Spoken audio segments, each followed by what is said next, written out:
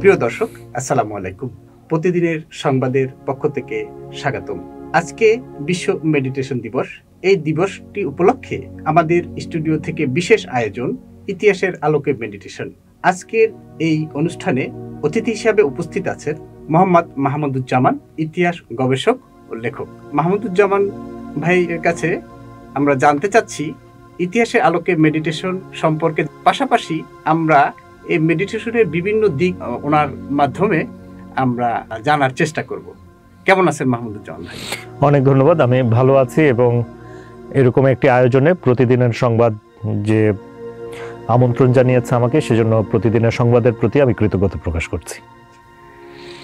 এই যে বিশ্ব মেডিটেশন দিবস, এই দিবসটিতে আমরা লক্ষ্য করেছি যে ইদানিং নতুন প্রজন্ম সারা বিশ্বে এই মেডিটেশন দিবসটিকে তারা এখন একটা অনুষঙ্গ হিসাবে বেছে নিয়েছে। তারা নিয়মিত মেডিটেশন করছেন এবং আমাদের বাংলাদেশেও আজকে এই দিবসটিতে বিভিন্ন প্রোগ্রাম অনুষ্ঠিত হয়েছে। তার মধ্যে জাতীয় প্রেস ক্লাবে আমরা দেখেছি বিশ্ব মেডিটেশন দিবস উপলক্ষে বিভিন্ন শ্রেণী পেশার মানুষ তারা এসেছে এবং তারা এই নিজেদের সুস্থতার জন্য, প্রশান্তির জন্য মেডিটেশন করছে। তো আসলে এই মেডিটেশনটা কিভাবে আমাদের এই বিশ্বের এই দিবস হিসাবে আসলো এবং এই মেডিটেশন দিবসটির তাৎপর্য কি, এবং এটা ইতিহাসে বিশ্লেষণ করলে আসলে আপনি একজন ইতিহাসবিদ হিসাবে আমাদেরকে একটু বিশ্লেষণ করলে আমরা খুশি হব। অনেক ধন্যবাদ। আসলে মেডিটেশন সম্পর্কে যদি বলতে চাই, মেডিটেশন শব্দটা বাংলা হচ্ছে ধ্যান এবং এটা ইংরেজি শব্দ মেডিটেশন, এবং এটা যখন সুফিরা এটা করেছেন, অর্থাৎ ইসলামে যখন এটার প্রচলন ছিল তখন এটাকে বলা হতো মোরাকাবা। সবই কিন্তু একই জিনিস। এবং আমরা যদি ইতিহাসের আলোকে দেখি তাহলে আমরা দেখতে পাই যে আজ থেকে খ্রিস্টপূর্ব 5000 সালেও, অর্থাৎ প্রায় 6 থেকে 7000 বছর আগেও আমাদের দেয়াল চিত্রে কিন্তু মেডিটেশনের ছবি পাওয়া যায় এই উপমহাদেশে। অর্থাৎ এখান থেকে কিন্তু মেডিটেশনের শুরু। এবং আরও স্পেসিফিক্যালি যদি আমরা বলি তাহলে আমাদের যে বাংলা ভূখণ্ড, যেটা মূল বৃহত্তর বাংলা ছিল, সেই ভূখণ্ডেই কিন্তু মেডিটেশনের লালন পালন হয়েছে। আপনি হয়তো প্রশ্ন করতে পারেন এটা কিভাবে সম্ভব। কারণ হচ্ছে আমরা দেখেছি যে এখানকার যে আমাদের সবচেয়ে বড় যে বিষয়টি, মেডিটেশনের জন্য যে বিষয়টি সবচেয়ে বড় প্রয়োজন, সেটি হচ্ছে প্রাকৃতিক পরিবেশ এবং মানুষের উদারতা। এই সবই কিন্তু আমাদের দেশের মানুষের মধ্যে আছে। এবং এই অঞ্চলে আপনি জানেন যে এখানে হিমালয় যেমন আছে তেমনি সমুদ্রও আছে।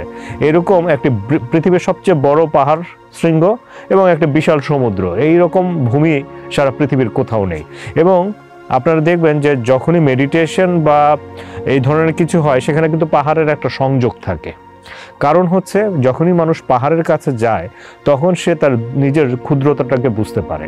তো তখন কি হয়, তখন তার নিজেকে বিলিয়ে দেওয়াটা সহজ হয়। অর্থাৎ মেডিটেশন তো এক ধরনের নিমগ্নতা, এক ধরনের আপনার সমর্পণ। তো সেটা যখন হয় তখন কিন্তু সে প্রকৃতির কাছে, স্রষ্টার কাছে সে কিন্তু তখন তার যে প্রার্থনার বিষয়টা বা তার যে চাওয়া সেটা সে চাইতে পারে। তো এই প্রক্রিয়াটা কিন্তু আমাদের দেশে এটা নতুন কোনো কিছু না, এটা অনেক দিন ধরেই আছে। এবং আমরা দেখেছি যে একটা সময় যে এখানে মেডিটেশনের কিন্তু পড়াশোনাও হতো। অর্থাৎ আমরা যদি পুরোনো দিনের ইউনিভার্সিটিগুলো দেখি, আমরা সোমপুর বিহার সম্পর্কে জানি যেটা পাহাড়পুর বিহার নামে পরিচিত, নালন্দা সম্পর্কে জানি যেটা বিখ্যাত ইউনিভার্সিটি। এই ইউনিভার্সিটিগুলোতে কিন্তু পড়াশোনার পাশাপাশি সেখানে কিন্তু মেডিটেশনেরও চর্চা হতো এবং এটা প্রাতিষ্ঠানিকভাবে মেডিটেশনের চর্চা হতো। এবং আপনার জেনে ভালো লাগবে যে গৌতম বুদ্ধ তিনি কিন্তু জন্মেছেন লুম্বিনীতে, কিন্তু তার যে ক্ষেত্র, কাজের ক্ষেত্র বা ধর্ম প্রচারের ক্ষেত্র, সেটাও কিন্তু ছিল বাংলার কাছে। অর্থাৎ আমরা এখন যেটাকে উড়িষ্যা বলি, বিহার বলি, সেই বিহার সেটা মগধ ছিল সেই জায়গাটার নাম। সেই মগধেই কিন্তু গৌতম বুদ্ধ তার ধর্ম প্রচার করেছেন এবং মগধেই কিন্তু নালন্দা ছিল। নালন্দাটা মগধ বলতে এখনকার বিহার এবং বাংলার সাথে সম্পর্কিত, এবং বিহার বাংলা কিন্তু আলাদা কিছু ছিল না একটা সময়। আপনি এটা আপনার ভালো লাগবে আরও জেনে যে আপনি যখন শুনেছেন যে সিরাজউদ্দৌলার সম্পর্কে বলা হতো তিনি বাংলা, বিহার, উড়িষ্যার অধিপতি, অর্থাৎ পুরো জোনটাই কিন্তু তার অধীনে ছিল। এবং বিহারের উপর বা এখন যেটা মগধ, সেই মগধে কিন্তু এই বাংলার মানুষেরই নেতৃত্ব ছিল। আপনি ইউনিভার্সিটির কথা বলেন, নালন্দার কথা বলেন, সেখানে আমাদের অতীশ দীপঙ্কর যেমন পড়িয়েছেন, সেখানে অসংখ্য শিক্ষক ছিলেন যারা নালন্দায় পড়িয়েছেন, যারা এই দেশে জন্মগ্রহণ করা। তো যার ফলে এখানে বাঙালির পুরো একটা প্রভাব ছিল এবং বাঙালিদের মধ্যে মেডিটেশনের চর্চাটা খুব বেশি ছিল।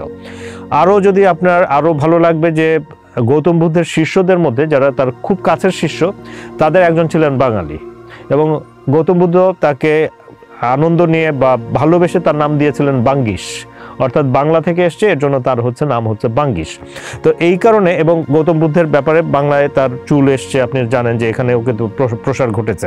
শুধু বৌদ্ধ ধর্মের ক্ষেত্রে না, আমরা যদি সনাতন ধর্মের ক্ষেত্রে দেখি, সেখানেও কিন্তু আমরা দেখতে পাই যে এখানকার যারা সনাতন যারা আছেন, তারা কিন্তু সকালবেলাটা তারা কিন্তু এই নদীতে গোসল করে সেখানেও কিন্তু প্রার্থনা করতেন, মেডিটেশন করতেন।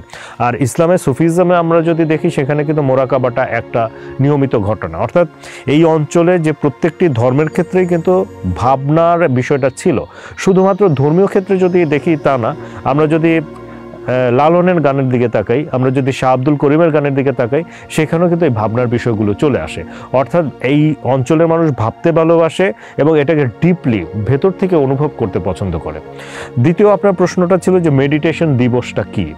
মেডিটেশনটা আসলে বাংলা বা এই অঞ্চলে শুরু হলেও এটা কিন্তু আস্তে আস্তে সারা পৃথিবীতে ছড়িয়ে যায়। কিভাবে ছড়ালো? প্রথমে বাংলা থেকে বা এই অঞ্চল থেকে, আপনি যদি বলেন যে বৃহত্তর বাংলা বা বিহার, উড়িষ্যা, এই অঞ্চল থেকে এটা প্রথমে গেল চীনে, এটা সেখানে গিয়ে নাম হলো চেন। চীন থেকে এটা যখন জাপানে গেল, তখন এটার নাম হলো জেন। তো চীনে কিভাবে গেল? চীনে গেল বোধিধর্মা নামে একজন ছিলেন, যিনি এই নালন্দার স্টুডেন্ট ছিলেন, এবং তিনি কিন্তু এই বাঙালি শিক্ষকদেরই কিন্তু ছাত্র ছিলেন। বোধিধর্মা তিনি ধর্ম প্রচার করতে গেলেন চীনে, এবং সেখানে গিয়ে তিনি দেখলেন যে মানুষের শারীরিক সক্ষমতাটা খুব প্রয়োজন। এই কারণে তিনি ধর্মের পাশাপাশি মার্শাল আর্টের সূচনা করলেন। এবং পৃথিবীতে আপনারা জানেন যে চায়নাকে বলা হয় মার্শাল আর্টের সূচনাগার, আসলে সূতিকাগার। চায়নায় মার্শাল আর্ট নিয়ে গেছে কিন্তু এই অঞ্চলের মানুষ, এবং যিনি পড়াশোনা করেছেন এই নালন্দায়, যার টিচাররা ছিল বাঙালি। তো বাংলার একটা প্রভাব কিন্তু সরাসরি ছিল, এবং তিনি প্রথম শাওলিন টেম্পলে গিয়ে সেখানে আশ্রয় নেন, বা সেখানে তিনি স্টুডেন্টদেরকে মার্শাল আর্ট সম্পর্কে ধারণা দেন। মার্শাল আর্টের সম্পর্কে এর আগে চাইনিজদের কোনো ধারণা ছিল না। শাওলিন টেম্পলটাকে এখনও মার্শাল আর্টের একটা আদর্শ জায়গা বলা হয়, বা এটাকে সেখানকার সবচেয়ে সম্মানিত জায়গা বলা হয়। এবং সেই শাওলিন টেম্পলের সামনে এখনও কিন্তু বোধিধর্মের মূর্তি তারা কিন্তু বড় করে রেখে দিয়েছে, অর্থাৎ বোধিধর্মের প্রতি তারা কিন্তু শ্রদ্ধাটা জানিয়েছে। অর্থাৎ আমরা দেখতে পাচ্ছি যে মেডিটেশনের প্রসারের ক্ষেত্রে বাঙালি বা বাংলার মানুষের একটা কিন্তু বড় অবদান আগে থেকেই ছিল। এবং পরবর্তী সময় আমরা যদি দেখি, আমরা যদি স্বামী বিবেকানন্দের নাম আপনি জানেন, যে তিনি যখন শিকাগো সম্মেলনে গেলেন এবং সেখানে গিয়ে যেভাবে তিনি অ্যাড্রেস করলেন, সেই অ্যাড্রেস শুনেই আমেরিকানরা তার ভক্ত হয়ে গেল। শুধুমাত্র তিনি বলেছেন আমার প্রিয় ভাই ও ভগিনীরা, এই কথাটা এত সুন্দর বা এত মমতা নিয়ে বলেছেন, কেউ যে তাকে ভাই বা বোন বলতে পারে এটা আমেরিকানরা ভাবতে পারে নাই। তো যার ফলে সাথে সাথেই তারা কিন্তু তার ভক্ত হয়ে গিয়েছিল, এবং সেখানে কিন্তু তিনি মেডিটেশনের একটা বড় প্রচার করেছেন। পরবর্তীতে আপনি জানেন যে জাতিসংঘে মেডিটেশন কিন্তু সবাই জানে কিভাবে, সেখানে একজন মানুষ সারা জাতিসংঘের সমস্ত কর্মকর্তাদের মেডিটেশন করিয়েছেন, তার নাম হচ্ছে শ্রী চিন্ময়, এবং তার জন্ম হচ্ছে চট্টগ্রামের বোয়ালখালীতে। তো এই মানুষরা কিন্তু সারা পৃথিবীতে মেডিটেশনকে পপুলার করেছেন। এর বাইরেও আমরা অনেকের নাম জানি, মহেশ যোগীর নাম জানি, ওশোর নাম জানি, এরকম অসংখ্য মানুষ আছেন যারা মেডিটেশনকে জনপ্রিয় করেছেন। তো মেডিটেশন এই যে প্রসার ঘটেছে, এটা ইউরোপেও ছড়িয়েছে। তো ইউরোপের একজন ব্যক্তি উইলিয়ামস ওনার নাম, তো উনি বেসিক্যালি একজন তার জীবনটা নিয়ে খুব হতাশ ছিলেন। তো এই হতাশার সময় একটা সময় তিনি মেডিটেশনে আশ্রয় খুঁজে পান, এবং মনে করেন যে মেডিটেশন তার আসলে সেই হতাশাটা থেকে তাকে রক্ষা করেছে, এবং মেডিটেশনের উপকারিতা তিনি পেয়েছেন। তো সেই ভাবনা থেকে 1995 সনে তিনি 21শে মে বিশ্ব মেডিটেশন দিবস হিসেবে ঘোষণা করেন। এই কারণে সেই দিনটাকে বিশ্ব মেডিটেশন দিবস হিসেবে পালিত হচ্ছে। চমৎকার চমৎকার, আপনার কাছ থেকে আমরা চমৎকার একটি ইতিহাস জানলাম। আমরা এখন দেখতে পাচ্ছি যে মেডিটেশনটা এখন সুস্থতার জন্য মেডিটেশন, প্রশান্তির জন্য মেডিটেশন, এই বিষয়টা বাংলাদেশে তরুণ প্রজন্মের কাছে এখন বেশ ভালো জনপ্রিয় হয়ে উঠেছে। তো আমরা এই সুস্থতার জন্য মেডিটেশন করি, মানুষ করছে। তো এটা বাংলাদেশে আসলে কোন প্রতিষ্ঠান ভালোভাবে এটাকে প্রশিক্ষণ দিচ্ছে, বা মেডিটেশন সম্পর্কে আমরা যদি শিখতে চাই তাহলে আমরা কোথায় যাব?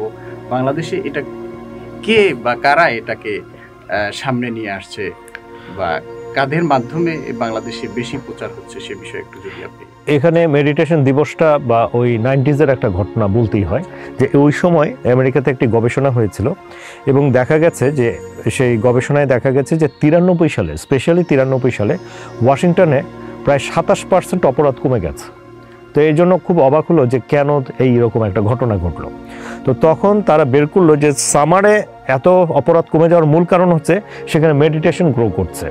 93 অর্থাৎ এই 90-এর দশকটা মেডিটেশনের জন্য উত্থানের বছর। এবং বিস্ময়করভাবে দেখা যাচ্ছে 93 সালে কিন্তু বাংলাদেশে একটা মেডিটেশন প্রক্রিয়া শুরু হয়েছিল, এবং এটা জানুয়ারি মাসে, এবং সেটার নাম হচ্ছে কোয়ান্টাম মেথড। এটা আমরা তখন স্টুডেন্ট, আমরা তখন ছাত্র ছিলাম কলেজে, তখন ইত্তেফাক নামে একটা পত্রিকা যেটা এখন আছে, ইত্তেফাকটাই আসলে তখন সবচেয়ে প্রভাবশালী পত্রিকা ছিল ঢাকা শহরে বা বাংলাদেশে। তো সেটার প্রথম পাতায় এসছে একটি বিষয় যে মেডিটেশন করতে গিয়ে মানুষ ঘুমিয়ে পড়েছে, যে এমন একটা অসাধারণ শক্তি যে মানুষকে ঘুম পাড়িয়ে দিতে পারে। এইরকম একটি বিষয় দিয়ে কিন্তু মেডিটেশনের প্রসার শুরু। কিন্তু পরবর্তীতে আস্তে আস্তে মানুষ বুঝতে পেরেছেন যে মেডিটেশন আসলে ঘুমানোর জন্য না, বরং জেগে থাকার জন্য। কিভাবে জেগে থাকার জন্য? নিজের আত্মিকভাবে জেগে থাকার জন্য, অর্থাৎ নিজের আত্মার সাথে সম্পর্ক সৃষ্টি করার জন্য মেডিটেশনটা প্রয়োজন। এবং বাংলা ভাষায় এখন পর্যন্ত আমরা যেটা দেখেছি যে কোয়ান্টাম মেথড যে কোর্সটি শুরু হয়েছে, এটার প্রবর্তক হচ্ছেন শহীদ আল বুখারী মহাজাতক। তিনি এখন পর্যন্ত 499টি ব্যাচ এই 32 বছরে তিনি করে গেছেন, এবং প্রতিটি ব্যাচ 4 দিনের, যার ফলে যেটা হয়েছে এখানে প্রায় লাখো মানুষ কিন্তু মেডিটেশন শেখার সুযোগ পেয়েছে। এছাড়াও বিভিন্ন প্রতিষ্ঠান মেডিটেশন শেখানোর উদ্যোগ নিচ্ছে, কিন্তু প্রাতিষ্ঠানিকভাবে দেশ জুড়ে কোয়ান্টাম ফাউন্ডেশন যেভাবে এগিয়েছে বা যতটা মানুষের সহজলভ্যভাবে বা সহজবোধ্যভাবে করে দিয়েছে, এটা অনেকের জন্য সহজ হয়েছে এই বিষয়টা জানা। ধন্যবাদ। আরেকটা বিষয় হচ্ছে, আজকের এই দিবসটি উপলক্ষে একটি প্রতিপাদ্য বিষয় ছিল যে ভালো মানুষ ভালো দেশ, স্বর্গভূমির বাংলাদেশ। এই যে কোয়ান্টাম ফাউন্ডেশন আপনি বললেন, এই প্রতিষ্ঠানটি এই দিবসটি উপলক্ষে এই যে ভাবনার জায়গাটা নিয়ে কথা বলেছেন, তো এটা থেকে আসলে কি বোঝাতে চাচ্ছে নতুন প্রজন্মকে, বা এই বিষয়ে আসলে ধন্যবাদ আপনাকে। আসলে ভালো মানুষ ভালো দেশ, স্বর্গভূমি বাংলাদেশ, এই হচ্ছে কথা। তো ভালো মানুষ কেন, ভালো দেশ কেন? আমরা এখন কিন্তু অর্থনৈতিকভাবে সমৃদ্ধ হচ্ছি, মানে আমাদের যে অর্থনৈতিক দুরবস্থাটা 20 বছর 30 বছর আগে ছিল, এখন কিন্তু সেটা কেউ বলছে না। একটা সময় আমাদের দেশকে বলা হতো এটা হচ্ছে বটমলেস বাস্কেট, এখানে মানে কোনো কিছু ফেললে বাস্কেটের নিচটা যদি না থাকে তাহলে সব যেমন পড়ে যায়, বাংলাদেশের মধ্যে কিছু ফেললে বাংলাদেশের সব কিছু পড়ে যায়, এরকমভাবে আমাদেরকে বিদ্রুপ করা হতো। কিন্তু এখন যারা এই সব কথা বলতেন বটমলেস বাস্কেট, তারাই এখন বলছে বাংলাদেশ হচ্ছে বাস্কেট অফ অপরচুনিটি, অর্থাৎ এমন একটা বাস্কেট যেখানে ভর্তি হচ্ছে অপরচুনিটি বা সুযোগ। তো এই যে অর্থনৈতিক সমৃদ্ধি এসছে, এর পাশাপাশি যদি মানবিক সমাজ গড়ে না ওঠে তাহলে কিন্তু এই সভ্যতা টিকে থাকতে পারে না।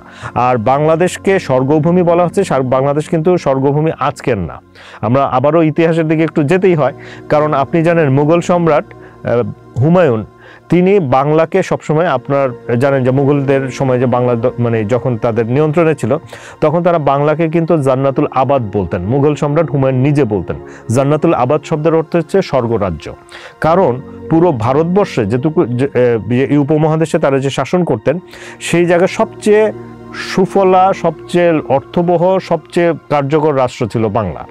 তো তারা বাংলা থেকে অনেক কিছু টাকা যেমন পেতেন, সেই আমলে নবাবদের আমলে এখান থেকে বছরে 1.5 কোটি টাকা ট্যাক্স দেওয়া হতো, খাজনা যেত, যেটা আর কেউ কিন্তু দিতে পারতো না, এত বেশি ট্যাক্স। এর শুধু তিনি না, পরবর্তীতে আপনি বাদশাহ আলমগীরের নাম জানেন, তিনিও একে জাতির স্বর্গ হিসেবে বলতেন। এবং মোগল যেসব ডকুমেন্টস সেই সময় ছিল ফার্সি ভাষায়, বাংলা শব্দটা লেখার আগে তারা কিন্তু জাতির স্বর্গ বা সেরা জাতি এরকম শব্দ লিখতেন। এবং পরবর্তীতে যখন ব্রিটিশরা ক্ষমতায় আসলো, তারাও বলতো এটা হচ্ছে বাগানের সবচেয়ে সেরা ফুল। অর্থাৎ বাংলা কিন্তু মানসিকভাবে বলেন সব দিক দিয়ে কিন্তু অনেকভাবে এগিয়েছিল। এটা শুধু অর্থনৈতিকভাবে না, আমরা অর্থনৈতিকভাবে অসাধারণভাবে এগিয়েছিলাম। স্পেশালি ব্রিটিশরা আসার আগে এই অঞ্চলের অর্থনীতি সারা পৃথিবীর শ্রেষ্ঠ অর্থনীতির একটি ছিল। শুধু তাই না, এখানকার মানুষের মধ্যে মানবিকতা, অসাম্প্রদায়িকতা, এটা ছিল অসাধারণ। এবং ব্রিটিশরা আসার আগে হিন্দু মুসলমানের ধর্মীয় কোনো সংঘাত কিন্তু কখনোই হয়নি।